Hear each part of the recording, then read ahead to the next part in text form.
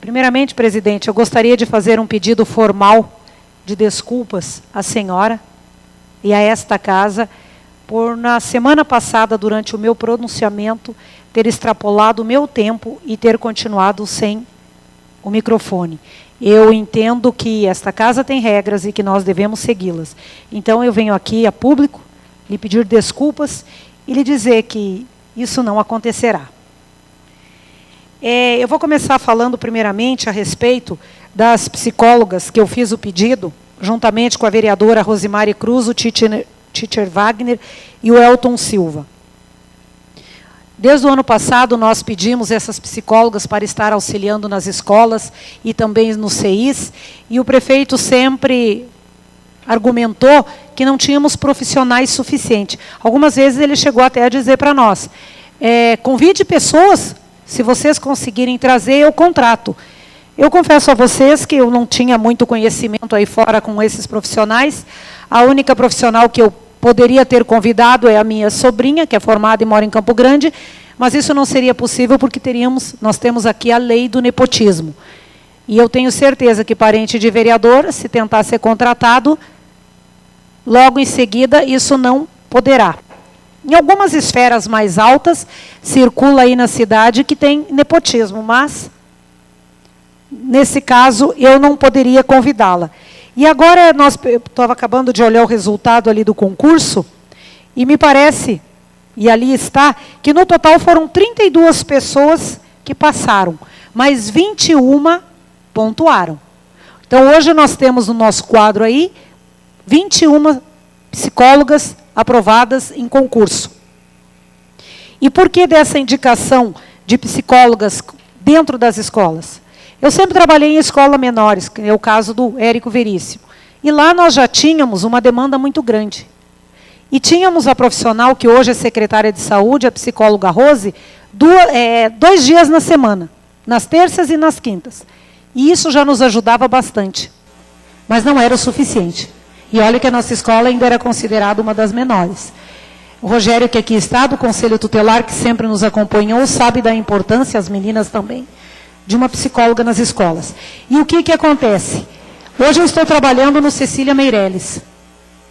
E eu costumo brincar que tem horas que eu me imagino como naquele filme, Gaiola das Loucas 2. Porque lá nós temos os adolescentes do 6º ao 9º ano. Não que eles sejam anormais. O problema é que eles são normais. E aí o que acontece? É todo tipo de problema. O adolescente ele já está com as ideias a mil, com a internet que atrapalha bastante, com os hormônios aflorados e com a rebeldia natural da adolescência. E a escola é muito grande. Eu acredito que hoje lá deve ter mais de 1000 alunos. E ali, como o teacher frisou, aqui muito bem frisado, nós não temos só o problema dos adolescentes. Nós temos os problemas que acabam envolvendo os pais, desestruturação de família. Nós temos os professores que também não são de ferro. Nós temos os funcionários da escola. Então, 6 horas por dia, um psicólogo nas escolas maiores, que foi o caso do Érico Veríssimo e do Carlos Drummond, não seria a favor nenhum. Muito pelo contrário, estaria se investindo na qualidade da educação. E aqui nós sugerimos 4 horas para o Érico Veríssimo, e assim como as creches, pelo argumento que são menores. Mas então que seja também todos os dias. Isso faria com que muitos problemas fossem solucionados. Tem adolescente que a gente olha assim, meu Deus, a gente fala assim, eu nunca fui desse jeito, porque não é possível que tivesse sido. A outra indicação que nós fizemos aqui, Rosimari Cruz, o Teacher Wagner, o Elton Silva e eu, foi a respeito da casa lá em Barretos. E o porquê de uma casa? Foi como o Teacher disse, a vereadora Rosimari também.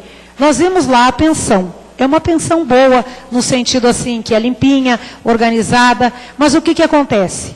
Uma pensão, a gente nunca está em casa. Um hotel, a gente nunca está em casa. E a pensão que nós temos lá, ela fornece café para o pessoal. E diga-se de passagem que conversando, perguntando, é um café bem magro. É um café com leite, pão com margarina. Então, o que acontece? Acaba sendo um café muito fraco para pessoas que estão debilitadas.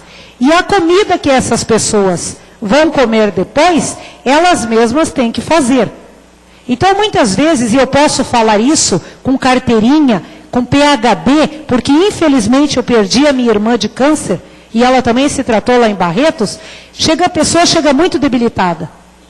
E quem está acompanhando essa pessoa para ir fazer a comida, muitas vezes ela não consegue. Porque a pessoa que chega após uma químio, ela tem vômito, ela passa mal, ela tem suadeira, ela tem fraqueza, ela desmaia. Entre você fazer a comida para alguém que já não quer comer e atender, você acaba atendendo e vai fazer a comida na hora que der.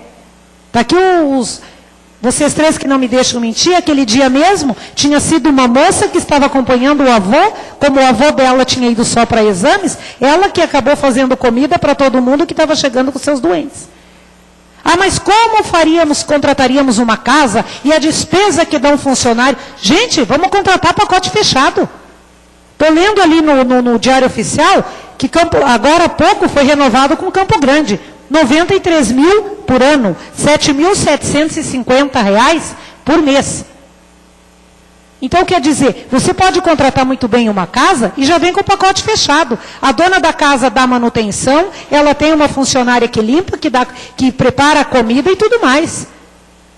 Então, eu acho assim, câncer, eu não sei vocês, mas se o médico me disser, vereadora Sônia Maran, você está com câncer, sinceramente, gente, da experiência que eu já passei, perdendo uma avó, 2 tios, uma prima, meu pai, minha irmã de câncer, eu já me sentiria 90% enterrada.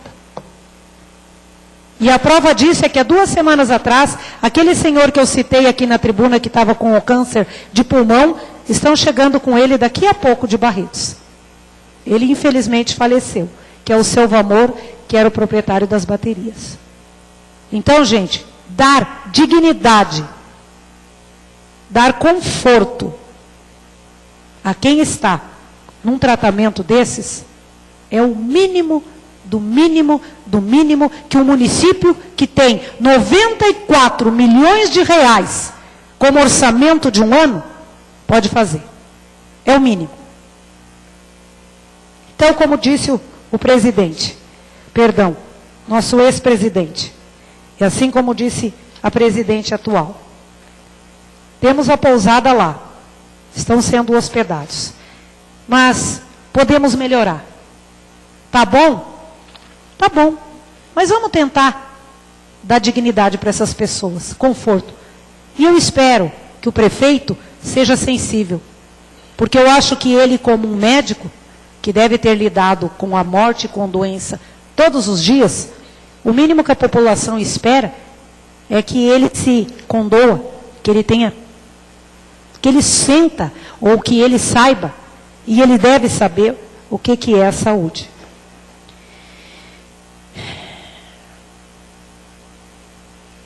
O outro assunto que eu tenho para tratar aqui é a respeito. Semana passada eu havia feito um ofício para a SEMEC, para a Secretaria de Educação, na segunda. Fiquei monitorando a semana toda para não entrar com requerimento. E até na sexta-feira não chegou. Na sexta-feira eu entrei com requerimento. Na segunda-feira chegou a resposta do ofício que eu havia feito na segunda. E esse ofício eu pedia os editais, na verdade não era os editais. Eu pedi algumas coisas a respeito desse processo seletivo que foi feito para os professores. Eu pedia quais foram os critérios que foram adotados, de que forma foram esse processo seletivo. Eu ainda argumentei que processo seletivo, a própria palavra já diz. Se é uma espécie de concurso, tem que passar, tem que ter uma pontuação. E a resposta que me chegou foi cópia dos editais, como aqui está no documento, cópia dos editais, cópia de comissão, a classificação, mas não me foi respondido aquilo que eu pedi. Então eu entrei agora com requerimento, se novamente me mandarem somente cópias de editais, eu vou tornar a fazer esse requerimento, pontuando A, B, C, D, E, F, G, H, o abecedário inteiro, para que entenda o que eu quero saber. E por que eu estou com essa preocupação? Eu não sei se mais vereadores desta casa estão recebendo professores, mas eu estou. Ontem à tarde eu tive uma reunião com o pessoal que me ligou. Eu até pedi que fosse depois das 4, porque eu costumo dormir um pouquinho no domingo, mas fui até a casa delas atender. Lá tinha mais de 10 professores reunidos para nós conversarmos sobre vários assuntos. E fora da reunião de ontem, professores me procuram com a história do processo seletivo. E nesse processo seletivo, senhores e vereadores, aí eu chamo a atenção de vocês para que fiquem atentos, foi colocado critérios aonde a pessoa, se ela tem uma ocorrência lavrada na escola, se ela tem uma ata lavrada da escola, ela não pega a sala de aula.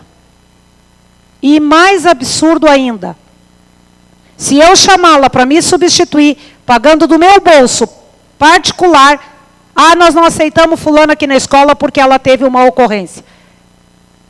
Isso, gente, e eu já me informei, cabe no mínimo, e aí eu alerto essas pessoas que estão com esse problema, há um processo contra o executivo por discriminação, perseguição, porque nós não podemos tirar o direito das pessoas trabalhar. E aí eu volto a chamar a atenção da Secretaria de Educação e também do Executivo Municipal, que nós temos um estatuto.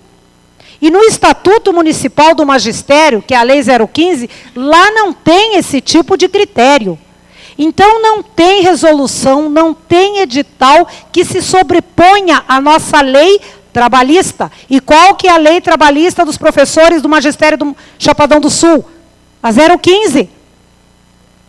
Isso cabe, no mínimo, um processo por danos materiais, porque isso está acontecendo, está impedindo essas pessoas de terem o seu salário.